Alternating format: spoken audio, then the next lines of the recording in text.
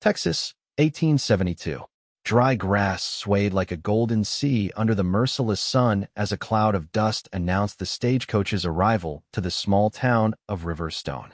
22-year-old Eleanor Hargrove clutched her leather-bound journal to her chest, feeling the stagecoach lurch to a stop. Her chestnut hair was pinned neatly beneath her blue bonnet, though several rebellious strands had escaped during the journey. The pale blue of her traveling dress was dulled by dust, but her bright green eyes remained alert and determined despite her exhaustion. "Riverstone, miss," announced the driver, opening the door. End of the line.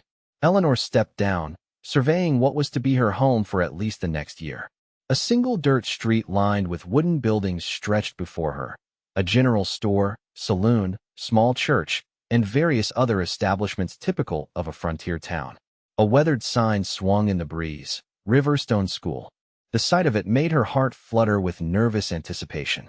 She had come west to escape the suffocating expectations of Boston society, where a young woman's highest aspiration was supposed to be a favorable marriage. Eleanor believed in something different, that she was meant for more than being someone's wife, that true fulfillment came from independence and purpose. Teaching children on the frontier represented both. She would build a life defined by her own choices, not the constraints of Eastern propriety. "You must be our new schoolteacher," came a booming voice. A portly man with a thick mustache approached, extending his hand. "Mayor Jeffries, we've been expecting you." "Eleanor Hargrove," she replied, shaking his hand with a firmness that seemed to surprise him. "I'm pleased to finally arrive." "Let me help with those," the mayor said, gesturing to her trunks. He waved over two men who had been loitering outside the saloon. "Gentlemen, come make yourselves useful." The men sauntered over, both wearing the unmistakable attire of cowboys, dust-covered, wide-brimmed hats, leather vests, and boots with spurs that jingled with each step.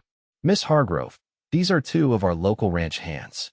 Carson Pike works for the Double Bar, and Drew Miller rides for the Running W." Both men removed their hats in a sweeping gesture, revealing sun-weathered faces and eager smiles. "Ma'am," they said almost in unison, each trying to outdo the other in politeness. "Pleased to meet you," Eleanor responded, noting how they seemed to stand straighter in her presence. She had been warned about the scarcity of unmarried women in frontier towns, but hadn't expected such immediate attention. As the Cowboys hoisted her trunks, Eleanor noticed a solitary figure leaning against a post outside the general store, observing the scene. Unlike the others, he made no move to approach. He wore similar cowboy attire, but something about his stillness set him apart. Though partially shadowed by his hat, she caught a glimpse of thoughtful eyes and a handsome, youthful face with a light stubble that accentuated a strong jawline. "Who is that?" she asked the mayor quietly. Mayor Jeffries followed her gaze. "That's Yates Lawson, foreman at the Crescent Moon Ranch. Keeps to himself mostly. Good man in a tight spot, though." There was something about the quiet cowboy that drew her attention, a sense of depth that contrasted with the eager showmanship of the others. When their eyes briefly met across the dusty street, Eleanor felt an unexpected jolt of connection before he tipped his hat slightly and turned away. "Your boarding room is ready at Mrs. Wilson's," the mayor continued, guiding her down the street. "School starts Monday. Most folks are mighty pleased to have a proper teacher again." As she walked toward her new lodgings, Eleanor felt the quiet cowboy's gaze following her, though when she glanced back, he had already disappeared. 3 days later, Eleanor stood before her classroom of 20 children ranging from 6 to 16 years of age. The schoolhouse was a simple one-room building with rough-hewn benches, a small blackboard, and windows that let in strips of sunlight across the plank floor. "My name is Miss Hargrove," she announced, her voice clear and confident despite her racing heart. "I've come a very long way to teach you, and I expect your very best effort in return." A small girl in the front row raised her hand tentatively. "Yes. My pa says you're too pretty to be just a teacher and that you'll be married off before winter," the girl stated matter-of-factly, prompting giggles throughout the room. Eleanor felt heat rise to her cheeks, but maintained her composure. "Well, your father is incorrect. I came west to teach, not to find a husband. Now, let's begin with our letters." The morning progressed smoothly until a commotion outside interrupted her arithmetic lesson. The door burst open, revealing Carson Pike and Drew Miller, both clutching small bouquets of wildflowers and wearing their Sunday best despite it being Tuesday. "Begging your pardon, Miss Hargrove," Carson said, removing his hat and revealing neatly combed hair. "We thought you might enjoy some flowers to brighten up the schoolhouse." Drew stepped forward, not to be outdone. "And we wondered if you might like an escort to the town social this Saturday." The children watched with undisguised interest as Eleanor accepted the flowers graciously but firmly replied, "Thank you, gentlemen, but I'm quite capable of finding my way to the social on my own. Now, if you'll excuse us, we're in the middle of an important lesson." As the disappointed Cowboys retreated, Eleanor noticed a figure on horseback outside. Yates Lawson sat atop a magnificent chestnut stallion, apparently having witnessed the encounter. Unlike the others, he made no grand gestures, simply nodded respectfully before riding away. There was something refreshing about his restraint. Later that afternoon, as Eleanor was collecting her materials after dismissing the children, she heard the schoolhouse door open. Looking up, she was surprised to see Yates Lawson standing in the doorway, hat in hand. At 25, he was younger than she had initially thought, with thoughtful blue eyes and sunlightened brown hair. "Miss Hargrove," he said, his voice soft but clear. "I apologize for the interruption." "Mr. Lawson," she acknowledged, curious about his unexpected appearance. "How may I help you?" He stepped inside, maintaining a respectful distance. "The ranch owner's son needs extra help with his reading.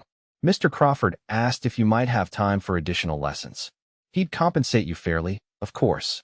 Eleanor studied him, noting how different he seemed from the other cowboys she'd met. His demeanor was measured, his words carefully chosen. "I'd be happy to help," she replied. "Though I wonder why Mr. Crawford didn't come himself to ask." A hint of a smile touched Yates's lips. He tried. "I offered to come instead when I saw Pike and Miller heading this way with those flowers." "I see," Eleanor said, unable to suppress a small laugh. "So you're rescuing me from my admirers?" "No, ma'am," he answered seriously. "You seem perfectly capable of handling them yourself. I'm just trying to spare you the third interruption of your day." Something in his honest assessment struck Eleanor. Unlike others who saw her as merely an eligible young woman, Yates seemed to see her as a person with purpose. "Young Tommy needs the help on Thursdays after school, if that suits," Yates continued.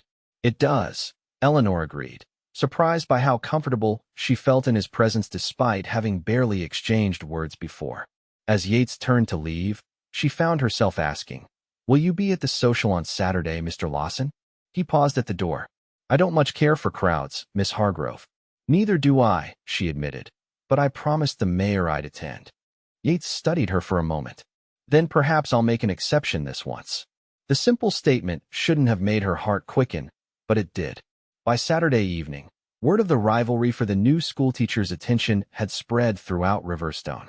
The town social, held in the decorated barn behind the church, buzzed with speculation.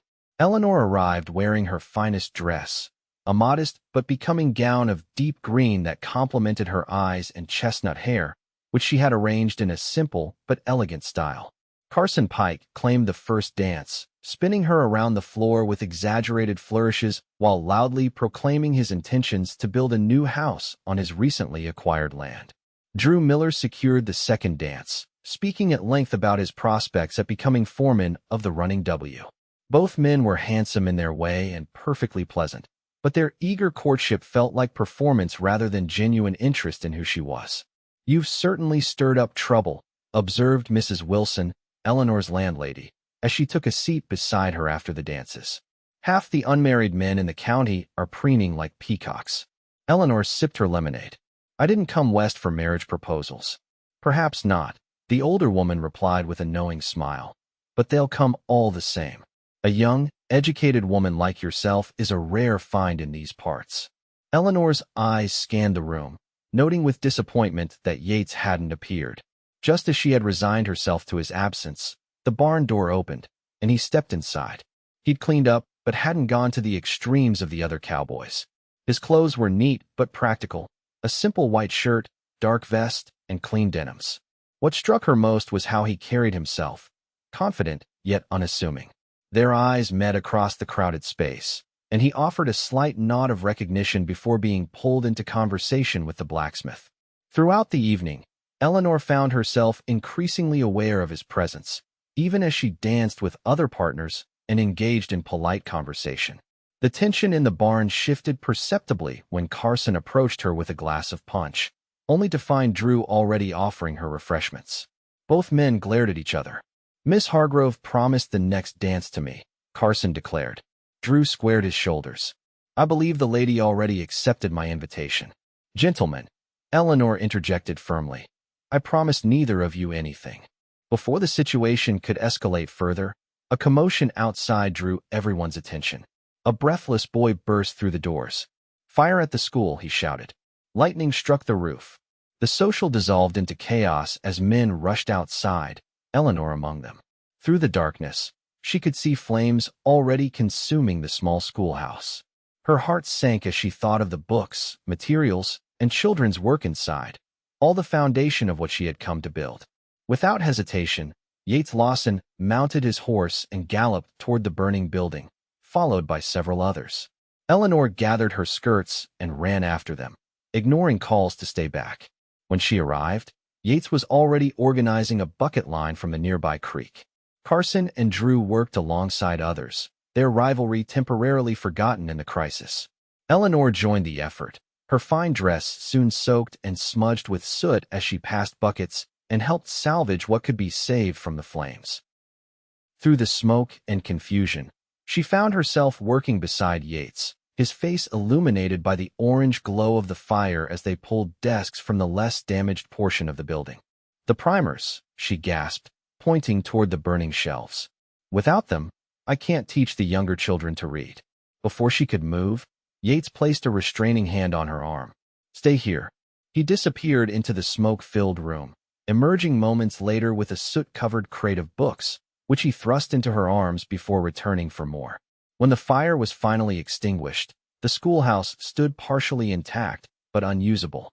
Eleanor surveyed the damage in dismay, wondering how she would continue her work. The townspeople gathered around her, offering sympathy and promises of rebuilding, but the reality was clear: it would take weeks, if not months. As the crowd dispersed, Yates approached her, his face streaked with soot. "You all right, Miss Hargrove?" "The building can be replaced," she said, trying to sound braver than she felt. "I'm just grateful no one was hurt." He studied her for a moment. "You need a place to teach until it's rebuilt." "Yes, but the Crescent Moon has an old bunkhouse not being used. It's solid, clean, and big enough. I can have it ready by Monday." The offer was unexpected, but precisely what she needed. Mr. Crawford would agree to this. Already mentioned the possibility to him. He thinks education's important. Yates hesitated, then added quietly, "So do I." In that moment, covered in soot and standing amidst the ruins of her schoolhouse, Eleanor felt something shift between them, a deeper connection forming through crisis and shared values rather than flowers and flattery. "Thank you," she said simply. Yates nodded once, his eyes holding hers a moment longer than necessary before he turned away. The temporary schoolhouse at the Crescent Moon Ranch quickly became a daily reality. Each morning, Yates would arrive in town with a wagon to transport Eleanor and any children who lived in Riverstone out to the ranch, returning them safely in the afternoon. During these journeys, sitting beside him on the wagon bench, Eleanor discovered a man of surprising depth and intelligence. Unlike Carson and Drew, who continued their competitive courtship with increasingly elaborate gifts and declarations, Yates never presumed or pushed. Their conversations flowed naturally from books to cattle, from teaching methods to the changing seasons. He spoke thoughtfully about the land, about responsibility, about building something that lasted. "Why did you come west, Mr. Lawson?" she asked one crisp October morning as golden leaves swirled around the wagon. He considered the question carefully before answering. "After the war, there wasn't much left for me back east. Too many memories. Too many ghosts." He glanced at her briefly. "Out here, a man can build something new, something that's his own doing rather than his family name or past mistakes." "I understand that desire," Eleanor admitted. "In Boston, I was always just someone's daughter, someone's potential match. My own ambitions didn't matter." "And what are they?" "Your ambitions?" No one had ever asked her that directly before. "To make a difference. To help build a community where education matters, where children, especially girls, can dream beyond the limitations others set for them. Yates nodded, a rare smile warming his features. That's worth doing. The simple validation meant more than all the flowery compliments she'd received from others. As weeks passed, the children thrived in the ranch setting, and Eleanor found herself looking forward to the daily wagon rides as much as the teaching itself. She noticed how Yates interacted with the ranch hands, firm but fair, earning respect without demanding it.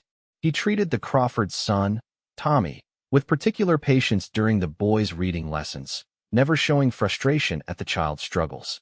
One Thursday afternoon in November, after the other children had departed and Tommy's lesson had concluded, Yates invited Eleanor to see a hidden spot on the property.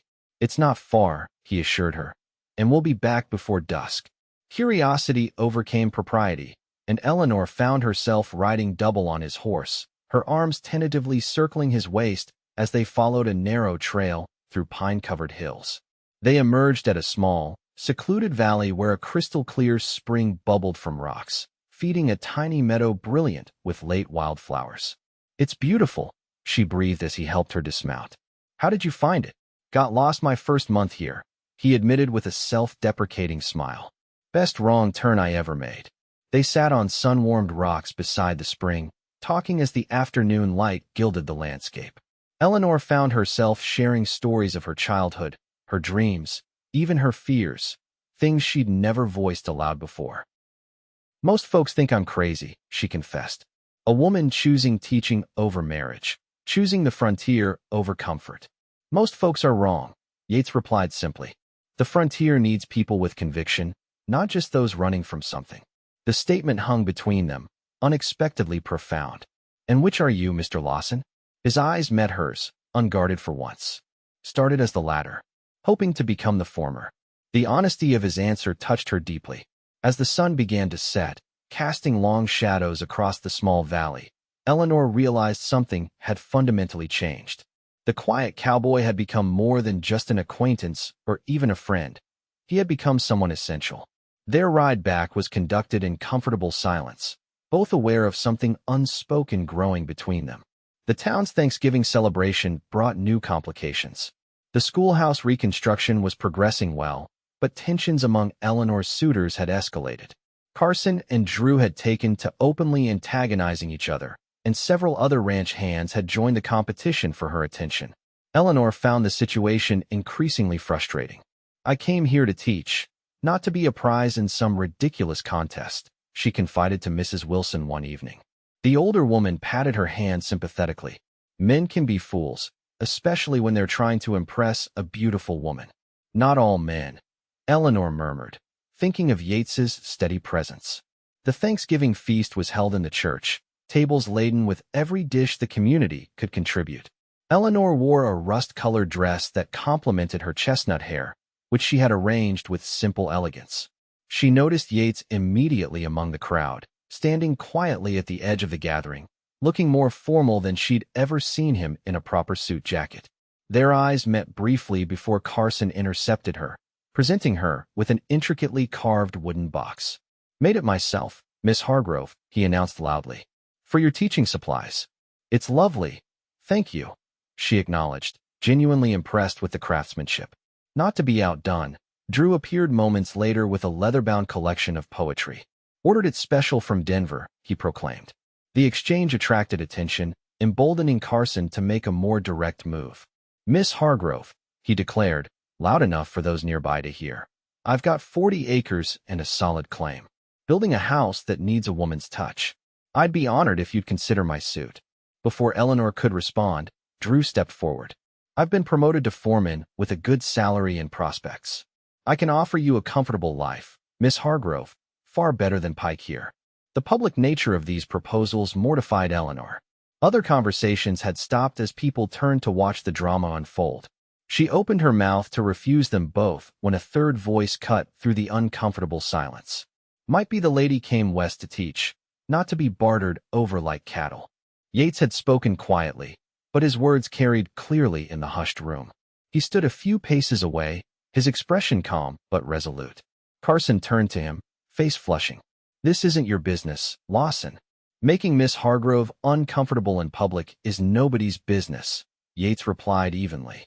Drew stepped closer to Yates, his posture confrontational. You're just sore because she spends time out at your ranch. Think that gives you some claim. I think Miss Hargrove isn't property to be claimed, Yates answered, his voice still measured despite the tension crackling between them. Eleanor had endured enough. Gentlemen, she interjected firmly, I appreciate your offers, but Mr. Lawson is correct. I came to Riverstone to teach, not to find a husband. Now, this is a community celebration, not a spectacle. I suggest we all remember why we're gathered today. Her words effectively dispersed the immediate tension, though she noticed Carson and Drew exchanging glares throughout the meal.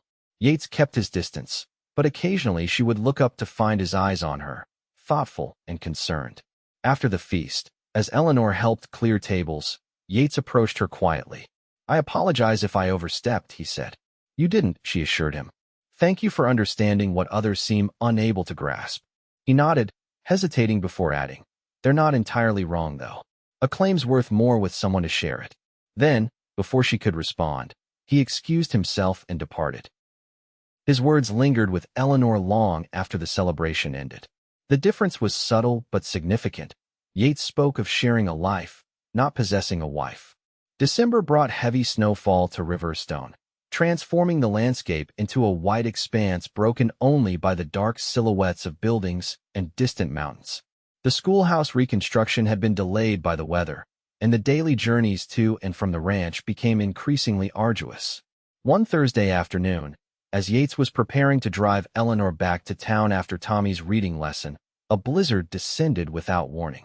Fierce winds drove snow horizontally across the plains, reducing visibility to mere feet. We can't travel in this, Yates declared, securing the stable doors against the howling storm. It's too dangerous. Eleanor knew he was right, though the propriety of remaining overnight at the ranch unchaperoned concerned her. Perhaps Mrs. Crawford, she's visiting her sister in Denver, Yates explained. But there's the cook and the housekeeper in the main house. You can stay there. I'll bunk with the hands. Mr. Crawford, upon learning of their predicament, insisted Eleanor take the guest room. No sense risking lives in this weather, Miss Hargrove. Your reputation will survive an act of God. The storm raged throughout the night, rattling windows and howling around corners. Unable to sleep, Eleanor wrapped herself in a blanket and moved to the parlor where a fire still burned low in the hearth. To her surprise, Yates was there, adding another log to the flames. He looked up as she entered. Couldn't sleep either? The wind, she explained, taking a seat in an armchair near the fire. It sounds like lost souls. He nodded in understanding. Winter nights on the frontier can be unforgiving. They sat in companionable silence for a while, watching the flames dance. There was something intimate about sharing this quiet moment amid the storm's fury, a pocket of warmth and connection in a world turned hostile. Tell me about the war, Eleanor finally said, voicing the question she'd long wanted to ask. You mentioned memories you wanted to leave behind. Yates was still for so long she thought he might not answer. When he did, his voice was low, almost lost beneath the wind's moaning. I was 17 when I enlisted. Thought I was fighting for something noble. His eyes remained fixed on the fire. Learned quickly there's nothing noble about watching friends die in mud, about taking lives yourself. Eleanor remained silent, allowing him space to continue if he chose. Came home different. Couldn't explain to my family what I'd seen, what I'd done. They wanted the boy who left, not the man who returned. He finally looked at her. So I kept moving west until the land was empty enough that my ghosts had room to spread out. Didn't crowd me so much. The raw honesty of his confession moved her deeply. And has it worked? Coming west. A ghost of a smile touched his lips. Some days better than others. He studied her face in the firelight. What about you? What ghosts are you running from? The question caught her off guard. I'm not running. She began defensively, then reconsidered. Or perhaps I am. From a life where my thoughts and dreams didn't matter, where my value was measured only in terms of the match I might make. Your parents didn't support your ambitions? They didn't understand them, Eleanor clarified. My father wanted me safely married to a business associate. My mother couldn't comprehend why I found that prospect suffocating. Yates considered this. Yet you chose one of the hardest paths, frontier teaching, Independence in a place where women have little protection except through marriage. I chose freedom, she said simply. The freedom to define my own worth. Their conversation continued as the night deepened, moving from personal histories to hopes for the future, from books they'd read to places they dreamed of seeing. Eleanor found herself sharing thoughts she'd never voiced aloud, while Yates revealed a depth of reflection she'd only glimpsed before. As dawn approached, and the storm finally began to subside, Eleanor realized something profound had shifted between them. In the firelit darkness, surrounded by howling winds, they had truly seen each other. Not the schoolteacher and the cowboy, but Eleanor and Yates, two souls finding unexpected resonance. The blizzard's aftermath brought new challenges. Travel remained difficult, and when they finally returned to town the following day, rumors had already begun circulating about the schoolteacher's night at the ranch. Mrs. Wilson met Eleanor at the door with concerned eyes. "You've given the gossips plenty to chew on, my dear." "We were caught in the storm," Eleanor explained. "There was no impropriety."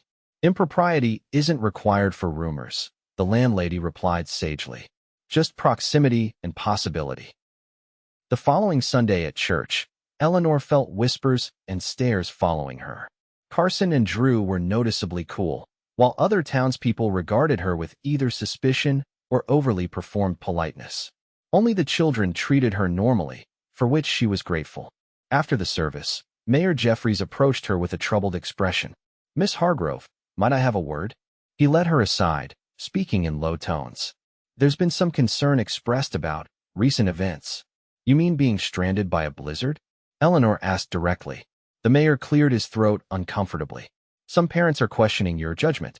The school board is meeting tomorrow to discuss the matter." The implication stung. "My judgment as a teacher is being questioned because of a natural disaster?" "These are conservative people, Miss Hargrove. Appearances matter." Before she could respond further, a commotion erupted nearby. Carson Pike and Drew Miller had confronted Yates in the churchyard. "Think you're clever, don't you?" Carson was saying loudly. "Using a blizzard to compromise her so she'd have no choice but you." Yates remained calm. "That's not what happened." Drew stepped closer, aggressive. "You've been angling for her all along, playing the quiet, respectable type while the rest of us showed our intentions honestly." "My only intention was to keep her safe during a dangerous storm," Yates replied evenly. "Liar," Carson spat, shoving Yates's shoulder. "You've wanted her from the start." To Eleanor's alarm, several other men were gathering, drawn by the confrontation. The tension in the air was palpable as Carson shoved Yates again, harder. "Stop this," Eleanor called out, hurrying toward them. "This is ridiculous." But her intervention only seemed to inflame the situation. "See? Now she's defending him," Drew declared. "Proves what we're saying." Yates's patience visibly frayed. "You're making fools of yourselves in a churchyard on Sunday. Miss Hargrove deserves better than this spectacle. And I suppose you think you're better?" Carson challenged, stepping even closer. "I think this isn't about me, or you, or any man," Yates answered firmly. "It's about respecting her choice, whatever that might be." The simple statement cut through the tension momentarily, but Carson's anger had built too far. Without warning, he swung a punch that caught Yates on the jaw, sending him staggering back. Instead of retaliating, Yates straightened, wiping blood from his lip. "I won't fight you, Pike. Not here, not over this." "Coward," Carson taunted. "No," Yates replied calmly. "Just a man who respects Miss Hargrove too much to brawl over her like she's a prize to be won." His dignity in the face of provocation impressed many onlookers, but the damage to both their reputations had been done. As the crowd dispersed, Eleanor approached Yates, handing him her handkerchief for his bleeding lip. "I'm sorry," she said quietly. "This isn't what I wanted." His eyes met hers with unexpected warmth. "I know." Mayor Jeffries cleared his throat behind them. "Miss Hargrove, given today's events, the board meeting has become even more urgent." As Yates turned to leave, Eleanor felt a chill of foreboding. Everything she had worked to build in Riverstone seemed suddenly precarious. The school board meeting was as difficult as Eleanor had feared. Seated before 5 stern-faced men in the back room of the general store, she listened as concerns about her moral character and suitability as an influence on impressionable children were raised. "The schoolteacher must be above reproach," declared Mr. Peterson, the most conservative board member. This situation with Mr. Lawson has created doubt. Eleanor maintained her composure. Nothing inappropriate occurred. We were caught in a blizzard, along with Mr. Crawford's entire household. Nevertheless, continued Peterson, the appearance of impropriety, combined with yesterday's disgraceful fight, a fight I neither initiated nor participated in, Eleanor pointed out. Mayor Jeffries, who seemed uncomfortable with the proceedings, attempted mediation. Perhaps if Miss Hargrove were to limit her association with Mr. Lawson moving forward, I will not have my personal associations dictated based on unfounded gossip. Eleanor interrupted, her patience finally breaking. I came to Riverstone to educate children, which I have done with dedication and skill. Judge me on that, not on rumors and jealous accusations. Her passionate defense created a momentary silence, broken when the door opened and Mr. Crawford himself entered. As one of the wealthiest ranchers in the area and a major contributor to town projects, his presence commanded immediate attention. Gentlemen, he greeted the board. I understand you're discussing Miss Hargrove's position. A matter of propriety, Mr. Crawford, Peterson explained stiffly. Propriety? Crawford repeated with raised eyebrows. My son could barely read 3 months ago. Now he devours books like a hungry man at supper. That's what matters to me. He looked around the room. As for the blizzard, my housekeeper and cook were present the entire time. Nothing improper occurred under my roof. His testimony carried significant weight, but Eleanor could see some board members remained unconvinced. The meeting concluded with a compromise. She would retain her position, but with a 6-week probationary period during which her conduct would be closely observed. It was both victory and humiliation. As Eleanor left the meeting, she found Yates waiting outside, his expression concerned. They're letting me stay, she told him, though apparently I need supervision like a child. I'm sorry, he said quietly. This is my fault. No, she corrected him firmly. It's the fault of narrow minds and double standards. They walked together toward Mrs. Wilson's boarding house, maintaining a careful distance between them. The schoolhouse will be finished next week, Yates mentioned. Tommy will miss his special lessons. I can still tutor him, Eleanor offered, then hesitated. Though perhaps not at the ranch. The unspoken reality hung between them. Their growing closeness had become dangerous to her position, her purpose in Riverstone. Eleanor, Yates said softly, using her given name for the first time. I never meant to complicate your life here. The simple intimacy of hearing her name on his lips sent a warmth through her that contradicted the December chill. Some complications are worth it, she replied before she could think better of it. Their eyes met in shared understanding before they reluctantly parted ways. Christmas approached, bringing festive preparations to Riverstone. The newly rebuilt schoolhouse was finished just in time for a holiday pageant, which Eleanor organized with the children. Their enthusiastic performances and the building's completion helped restore her standing in the community somewhat, though she was careful to maintain impeccable propriety. She and Yates had barely spoken since the board meeting, their interactions limited to brief, public exchanges. Eleanor felt his absence acutely, especially during the long winter evenings when she found herself remembering their conversations by the fire during the blizzard. On the last day of school before the Christmas break, Eleanor dismissed the children early, remaining behind to decorate the new schoolhouse with pine boughs and red ribbons. As she was hanging the last garland, the door opened, bringing a gust of cold air and Yates Lawson. He removed his hat, snowflakes melting in his hair. Need some help? The simple offer made her heart leap embarrassingly. I'm nearly finished, but thank you. He nodded, remaining by the door as if uncertain of his welcome. Tommy's reading has improved remarkably. His father's mighty pleased. He's a bright boy, Eleanor replied, feeling the awkwardness between them. Just needed the right approach. Yates stepped further into the room, his expression serious. I've been offered a position managing a ranch near Denver. The news struck her like a physical blow. I see. When would you leave? After New Year's. He studied her face. It's a good opportunity. More money, more responsibility. Then you should take it, she said automatically, though the words felt hollow. I should, he agreed quietly. An uncomfortable silence stretched between them, filled with unspoken feelings. Would you walk with me? He finally asked. Just to deliver Tommy's Christmas gift. It's not far. Eleanor hesitated, aware of the risk to her already precarious position. Yet the thought of him leaving without having spoken properly was unbearable. "Just a short walk," she agreed, gathering her coat and bonnet. They walked through town side by side, maintaining a respectable distance as they passed the general store and church. The Crawford home sat on the edge of town, a grand two-story house that reflected the family's prosperity. After delivering the gift, a beautifully illustrated book of adventure stories, they found themselves on the path back toward town as early dusk descended. Snow began to fall gently around them, large flakes catching on Eleanor's bonnet and Yates's broad shoulders. "I've missed our conversations," he admitted suddenly. "As have I," Eleanor confessed. "More than I expected to." He stopped, turning to face her. "I don't want the Denver position." "Then why take it?" "Because my staying complicates your life here," he answered honestly. "Your teaching matters to you. I won't be the reason you lose that." The selflessness of his reasoning touched her deeply. "What if I told you that some things matter more than teaching?" Snowflakes gathered on his eyelashes as he regarded her intently. "Do they? I came west believing independence was everything," Eleanor said slowly, discovering the truth as she spoke it. "That I needed to prove I could build a life completely on my own.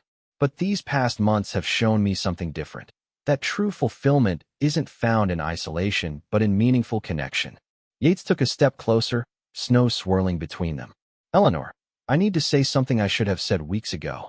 Before he could continue, a voice called out, shattering the moment. "Miss Hargrove, Mr. Lawson." They turned to see Mayor Jeffries approaching rapidly, his face grave. "Thank goodness I've found you. There's trouble." "What's happened?" Yates asked, immediately alert.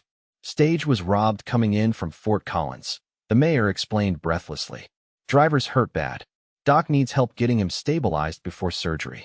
Without hesitation, they followed the mayor back to town, their unfinished conversation suspended by urgent necessity.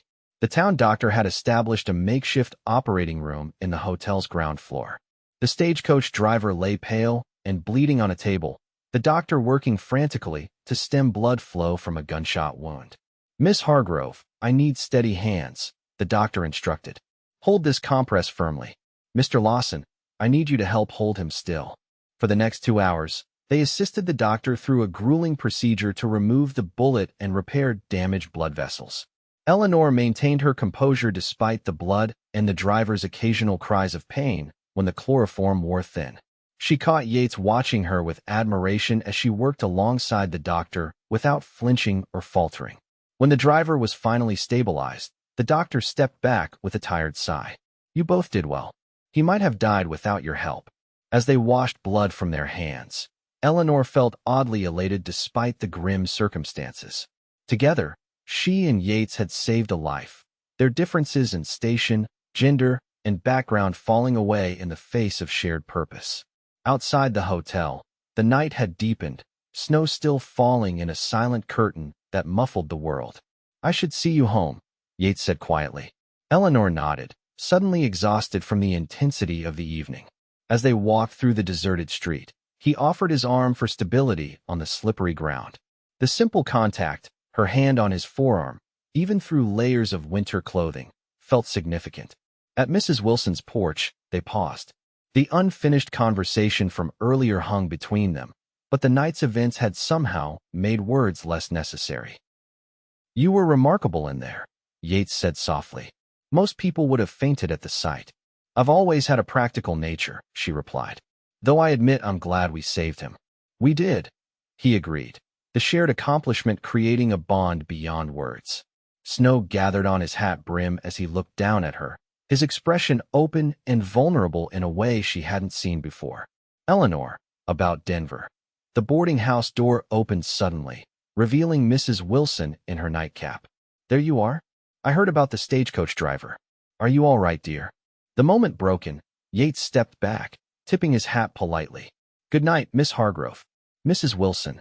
As he walked away into the swirling snow, Eleanor felt as though something precious was slipping through her fingers. Christmas Eve arrived crisp and clear. The town had planned a special service followed by a community dinner at the church. Eleanor spent the morning preparing a small gift for each of her students, hand-copied poems and stories bound with colorful ribbon. She had not seen Yates since the night of the stagecoach robbery. Rumors circulated that he was indeed taking the Denver position, having already begun making arrangements. The thought of him leaving without resolution between them created an ache that even the holiday festivities couldn't dispel. The church was decorated beautifully with evergreen boughs and candles, the simple space transformed into a glowing sanctuary against the winter darkness. Eleanor wore her best dress, a deep burgundy wool with modest lace at the collar and cuffs. She had arranged her chestnut hair more elaborately than usual, with small sprigs of holly tucked into the coiled braids. As the congregation gathered, she scanned the crowd for Yates but didn't see him. Carson and Drew were both present, having reached a grudging truce in their rivalry, though neither approached her directly anymore. The service proceeded with carols and scripture readings, the familiar Christmas story providing comfort despite her personal disappointments. When the service concluded and people began moving toward the community hall for dinner, Eleanor lingered in the church, needing a moment alone. She stood before the simple wooden cross, reflecting on the tumultuous months since her arrival in Riverstone. "I thought I might find you here." She turned to find Yates standing in the doorway, his tall figure silhouetted against the snowy night outside. He stepped inside, closing the door behind him. "I wasn't sure you'd come tonight," she admitted. "Almost didn't," he replied, moving closer. In the candlelight, his features seemed softer, younger. "Been preparing for Denver." The confirmation of his departure hurt more than she'd expected. "When do you leave?" "That depends," he answered cryptically. "On what?" He reached into his pocket, withdrawing a small package wrapped in brown paper and tied with simple string. "I brought you something." Eleanor accepted it carefully. "You didn't need to. Open it," he urged gently. "Please." Unwrapping the package, she found a small wooden box carved with intricate patterns of wildflowers, the same flowers that grew in the hidden spring valley he had shown her months ago. "It's beautiful," she whispered, running her fingers over the detailed workmanship. "Open the box," Yates said, his voice low and intense. Inside, nestled on a small square of velvet, lay a simple gold ring with a modest pearl. Eleanor's breath caught. "Yates, when I came west," he began, his words carefully measured, "I believed I was running from ghosts, that I needed emptiness to heal. What I've learned, what you've taught me, is that healing doesn't come from isolation, but from finding someone who sees past the scars to the person beneath." He took her hands in his, the small box between them. "I love you, Eleanor Hargrove. Not as a prize to be won or a position to be filled, but as the remarkable woman you are, brave enough to create your own path, compassionate enough to help others find theirs." Tears welled in Eleanor's eyes as he continued. "I was offered the Denver position, but I've decided not to take it. Instead, I've purchased land of my own, not far from town. There's a creek running through it, good pasture for cattle, and a view of the mountains that takes your breath away." His eyes held her steadily. "It has everything except the one thing that matters most." "And what's that?" she asked softly, though she already knew the answer. "You," he said simply. "Your dreams, your determination, your heart." He knelt before her on the rough wooden floor of the church, still holding her hands. "I'm not asking you to give up teaching or independence. I'm asking if you'd consider building something together, a life where both our purposes can flourish side by side." Eleanor looked down at this man who had quietly become essential to her happiness, this man who had never tried to diminish her to elevate himself, who had defended her choices even when they kept him at a distance. "The land," she asked, practical even now. "Is there a place for a school?" A slow smile spread across his face. "The best spot overlooks the creek. Gets good morning light. Could build it by spring if we start soon." "We?" she repeated, her heart quickening. "Eleanor Hargrove," he said formally, "will you marry me? Not to belong to me, but to belong with me, as my equal, my partner, my heart's companion." In that moment, Eleanor understood that what she had sought in coming west wasn't simply independence, but the freedom to choose her own path, and now, to choose her own love. "Yes," she whispered, then more confidently, "Yes, I will." As he rose and gathered her in his arms, their lips meeting in a kiss that held both tenderness and promise, Eleanor knew she had found what she hadn't even realized she was seeking, not the absence of connection, but its truest form. Spring 1873 transformed the Colorado landscape from white stillness to vibrant life. Wildflowers carpeted meadows, creeks swelled with snowmelt, and birds returned to build nests in greening trees. On the newly established Lawson Ranch, similar transformations were underway. A sturdy two-story house stood nearly complete, its wide porch facing the spectacular mountain view. Nearby, a smaller building was taking shape, a schoolhouse where Eleanor would continue teaching, not just the children from town, but also those from outlying homesteads who had previously gone without education. Their wedding in February had been a simple affair in the Riverstone church, attended by the entire community. Even Carson and Drew had come, offering grudging congratulations to Yates and sincere good wishes to Eleanor. Mrs. Wilson had cried happy tears, while Mayor Jeffries had performed the ceremony with genuine warmth. Now, on a perfect April morning, Eleanor stood on their partially finished porch, watching Yates and two hired hands raising the schoolhouse roof. Her chestnut hair was loosely braided, and she wore a practical blue calico dress suitable for the work of establishing their home. The gold band on her finger caught the sunlight as she shaded her eyes to better see the progress. Yates spotted her watching and paused his work to raise a hand in greeting. Even at a distance, his smile warmed her. In the 3 months of their marriage, they had fallen into a partnership that satisfied both their needs, his for meaningful work and connection, hers for purpose and independence within the bond they shared. Each evening they would sit together on this porch, talking about their day, making plans for the ranch, the school, their future. Sometimes they would ride to the hidden Spring Valley, their special place now within the boundaries of their own land. There, surrounded by wildflowers and the peaceful sound of running water, they would remind each other of the journey that had brought them together.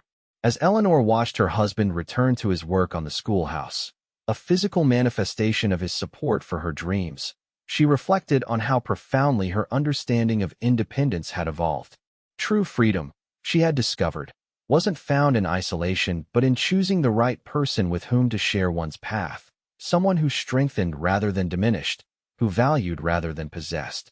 When Yates finished for the day and joined her on the porch, his arms slipping naturally around her waist, Eleanor leaned into his embrace, grateful for the quiet cowboy who had seen her true self when others had seen only a prize to be won.